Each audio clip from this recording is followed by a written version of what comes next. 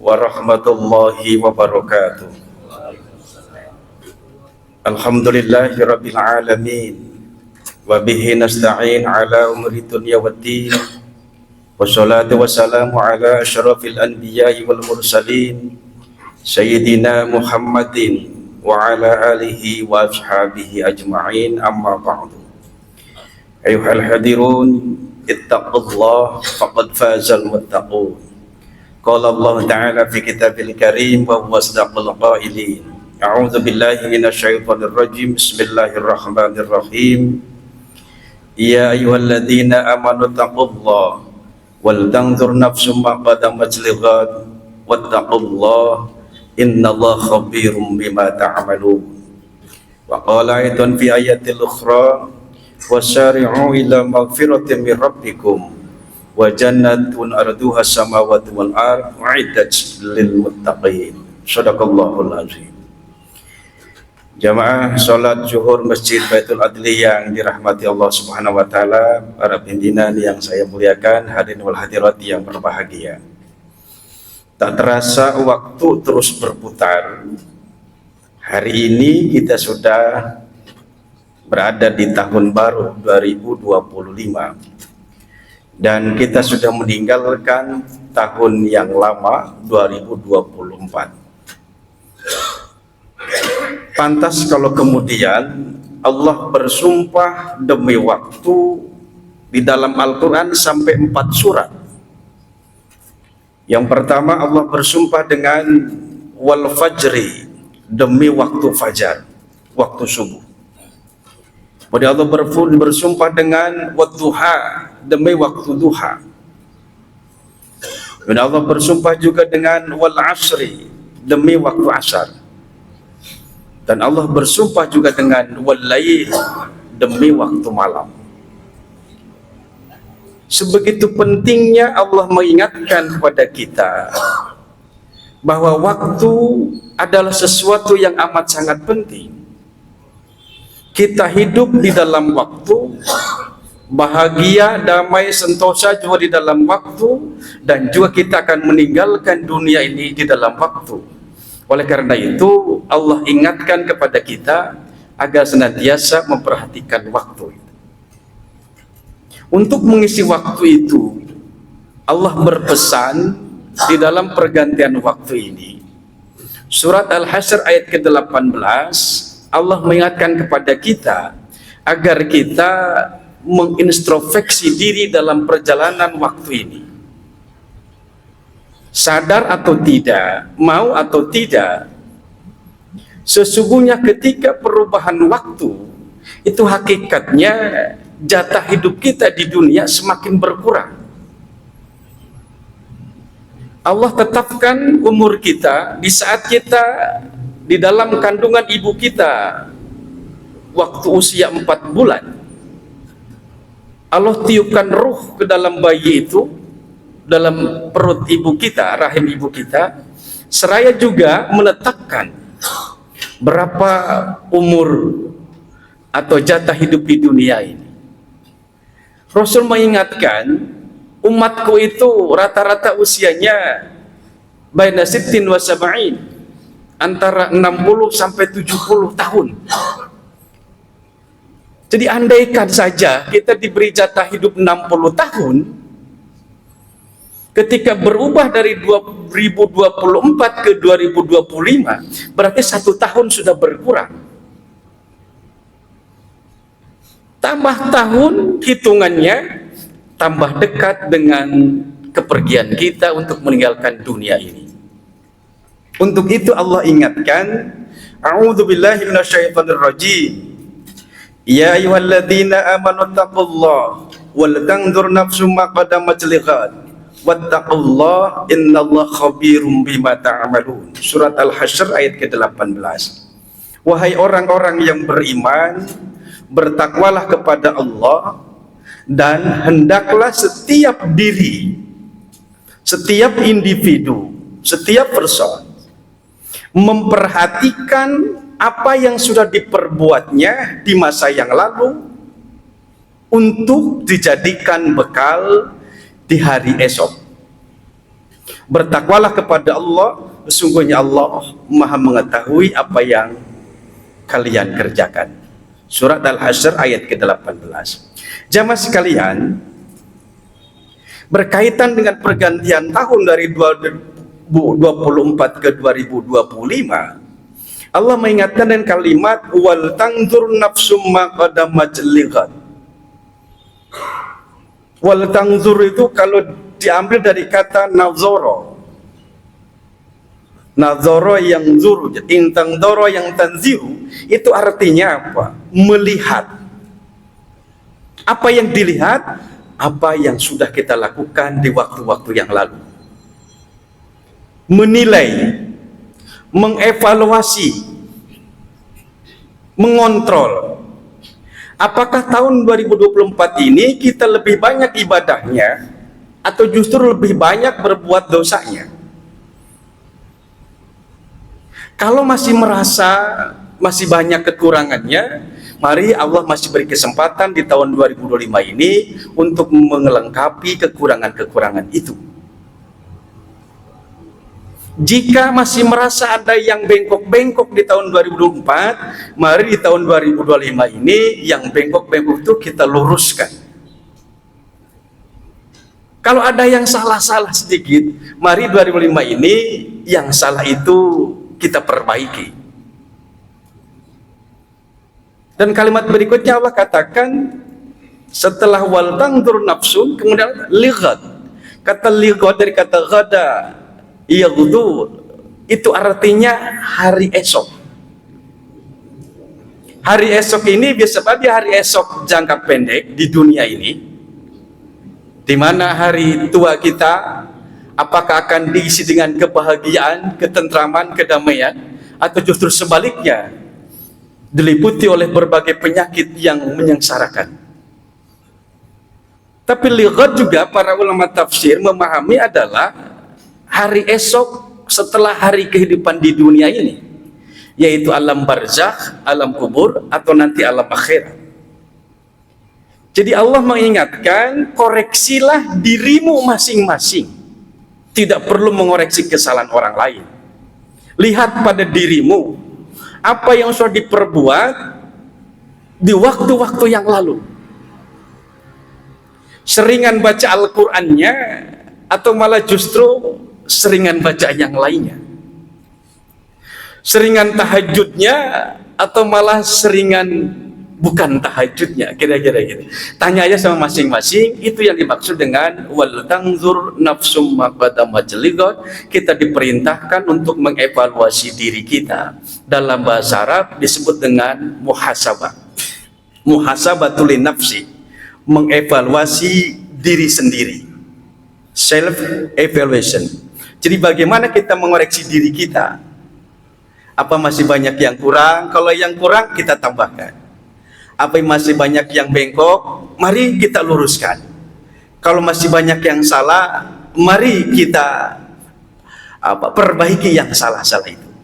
Tujuannya adalah dalam rangka menjadikan bekal untuk hari esok. Itu yang pertama, kaitannya dengan pergantian tahun. Yang kedua, dalam ayat ini Allah menggunakan kalimat ittaqillah 2 kali.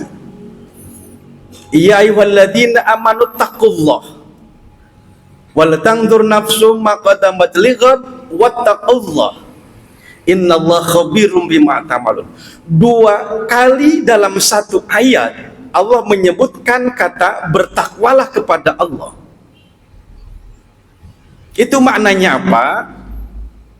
Tadi Allah katakan cari bekal untuk kehidupanmu di hari esok. Maka dalam ayat lain Allah jelaskan sebaik-baik bekal untuk hari esok adalah takwa. Wa tazawwadu fa inna khairaz zadi taqwa. Berbekalah kalian dan sebaik-baik bekal adalah takwa. Ma huwa taqwa? Apa itu takwa? Sering kita memahami kata takwa itu adalah melaksanakan segala perintah Allah dan menjauhi larangannya. Imtithalu amrihi wa ijtinabun nawahihi. Tapi ada juga yang memahami kata takwa itu artinya min khasyatillah, takut kepada Allah. Maka wattaqullah, hendaklah kalian takut kepada Allah. Takut dengan apanya? Takut dengan azabnya. Di alam kubur kita juga akan diazab bagi mereka-mereka yang mungkin durhaka kepada Allah. Tapi dalam kubur juga kita mendapatkan nikmat kubur bagi mereka-mereka yang bertakwa kepada Allah. Nah, kita takut kepada Allah, takut diazab di alam kubur. Di akhirat itu kan hanya dua tempat. Satu tempat yang penuh dengan kenikmatan disebut dengan surga, dan yang kedua tempat yang penuh dengan kehinaan dan kesengsaraan yang disebut dengan neraka. Nah, kita takut dengan neraka, itu takwa. Jadi wattaqullah, hendaklah kalian takut kepada Allah. Nah, tentu perlu dibedakan. Takut kepada makhluk dengan takut kepada Allah itu berbeda cara pendekatannya. Kalau takut kepada makhluk, caranya bagaimana? Kita menghindar, kita lari, menjauh dari sesuatu yang kita takuti. Misal, kita takut dengan harimau. Ketika ada harimau, kita lari menjauh. Kita takut dengan serigala. Begitu ada serigala, kita menjauh, lari. Kenapa? Takut. Takut diterkam, takut dicakar, dan seterusnya. Tapi kalau takut kepada Allah, bukan menjauh, tapi mendekat. Maka ittaqullah bisa dimaknai taqarruban ilallah. Dekatkan dirimu kepada Allah. Di awal tahun 2025 ini, mari kita berbekal diri setelah kita mengevaluasi diri kita di tahun 2024 untuk kemudian jadikan bekal. Nah, bekal yang paling baik kata Allah adalah bertakwa. Salah satu indikator ketakwaan itu adalah takut kepada Allah dengan cara mendekatkan diri kepada Allah. Umar bin Khattab beda lagi memahami makna takwa. Satu ketika Umar bin Khattab ditanya, "Ya Amirul Mukminin, menurut Anda apa makna takwa dari surat Al-Hasyr ini?" Kata Umar, takwa itu saudara-saudara seperti saudara akan melalui suatu jalan. Tidak ada pilihan lain kecuali jalan itu yang harus Anda lalui. Tapi di jalan itu banyak duri yang tajam, banyak kerikil yang tajam.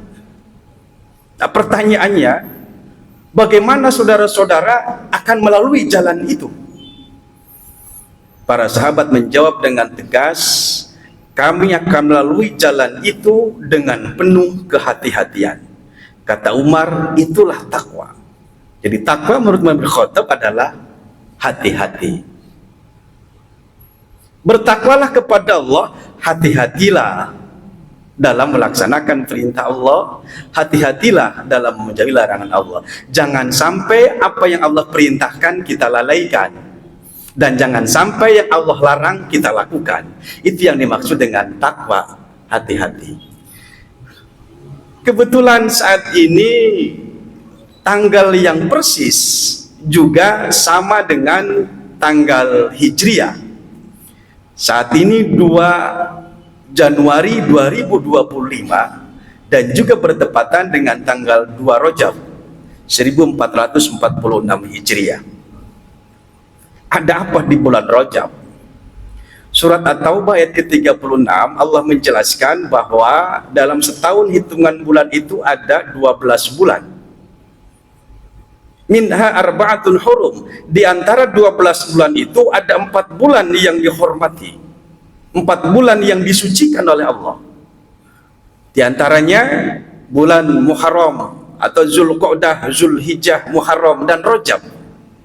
Saat ini kita berada di bulan Rajab, bulan yang disucikan oleh Allah, bulan yang dihormati oleh Allah. Oleh karena itu Allah pesankan melalui Rasulullah, perbanyaklah ibadah di bulan Rajab, karena bulan Rajab bulan yang suci di antara 12 bulan itu. Ada 4 bulan yang disucikan oleh Allah. Tentu Allah memberikan dispensasi dalam waktu. Tadi kita bicara tentang waktu di awal. Allah memberikan dispensasi dalam benda. Allah pun berikan dispensasi dalam tenggang waktu yang amat sangat singkat. Di antara 12 bulan, ada bulan pemimpin di antara bulan-bulan itu disebut dengan Sayyidus Syuhur, itu bulan Ramadan. Di antara 12 bulan, ada juga bulan-bulan yang disebut disucikan oleh Allah. Syahrul Hurum, itu bulan Rajab di antaranya.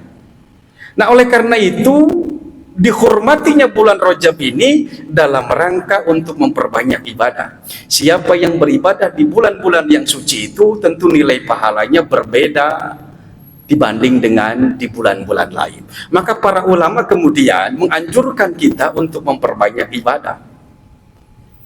Salah satu dari sekian banyak yang bisa dilakukan adalah misal shaum, puasa, itu puasa sunnah. Di bulan Rajab ada Senin, ada Kamis, ada Ayyamil Bid, ada puasa Daud. Silahkan lakukan itu. Karena nilai pahala ibadah kita Senin Kamis puasa berbeda dengan ibadah puasa Senin Kamis kita di bulan yang lalu, Jumadil Akhir. Ini dalam rangka untuk bekal hidup kita di hari esok, kata surat Al-Hasyr 18 itu. Selain puasa apa? Perbanyak zikir. Surat Al-Hajj ayat 41 dan 42 Allah tegaskan itu. Ya ayyuhalladzina amanu dzkurullaha dzikran katsiran wasabbihu bukratan wa asila. Wahai orang-orang yang beriman, perbanyaklah zikir kepadaku sebanyak-banyaknya dan bertasbihlah di waktu pagi dan petang. Kita diperintahkan selain puasa juga berzikir. Zikir di bulan Rajab pahalanya berbeda dengan zikir di bulan-bulan lain. Apalagi misal tilawah Al-Quran, qiraatul Quran. Rasul ajarkan iqra'ul Quran fa innahu ya'ti yaumal qiyamah syafi'an li ashabi. Bacalah oleh kalian Al-Quran, fahami isi kandungannya dan amalkan dalam kehidupan nyata, karena Al-Quran akan datang pada hari kiamat memberikan syafaat kepada mereka yang gemar membacanya. Tidak perlu banyak-banyak, yang penting rutin. Ya, sehari 2 halaman itu lebih baik. Sehari 2 halaman, 2 halaman, setahun sudah berapa halaman? Ketimbang 1 kali baca 1 juz, 2 tahun nggak baca-baca lagi misalnya. Jadi lebih baik itu sedikit tapi continue. Perbanyak baca Al-Quran. Apalagi perbanyak sholat sunnah. Inilah yang dimaksud wala tangdur nafsum ma qaddamat liqad. Lihatlah apa yang sudah kau perbuat di waktu-waktu yang lalu. Kita banyakkan sholat sunnahnya atau enggak? Gitu. Duha kita lakukan, enggak usah banyak-banyak. Kalau enggak sanggup cukup 2 rakaat. Tahajud kita tunaikan, enggak usah malam-malam menjelang subuh sajalah. 5 menit sebelum subuh kita bisa sholat tahajud 2 rakaat cukup 5 menit. Jadi itulah ibadah-ibadah yang dianjurkan di bulan Ramadan dan di bulan Rajab. Mudah-mudahan ibadah-ibadah yang kita lakukan ini menjadi bekal yang terbaik untuk kita dalam menghadapi kehidupan di hari esok. Mari kita berintrospeksi diri kita masing-masing. Umur kita sudah berapa saat ini dan berapa tahun lagi kita masih hidup di dunia ini. Wallahu alam. Kita nggak tahu kapan kita meninggalkan dunia ini. Yang terpenting bukan kapan kita akan meninggalkan dunia. Yang terpenting adalah bekal apa yang sudah kita persiapkan jika kita meninggalkan dunia ini. Mudah-mudahan Allah menjadikan diri kita hamba yang istiqomah dalam ketakwanya, dan mudah-mudahan kita meninggalkan dunia yang fana ini semuanya dalam keadaan husnul khatimah. Amin ya rabbal alamin. Mohon maaf lahir batin wal afu minkum wabillahi taufiq wal hidayah. Assalamualaikum warahmatullahi wabarakatuh.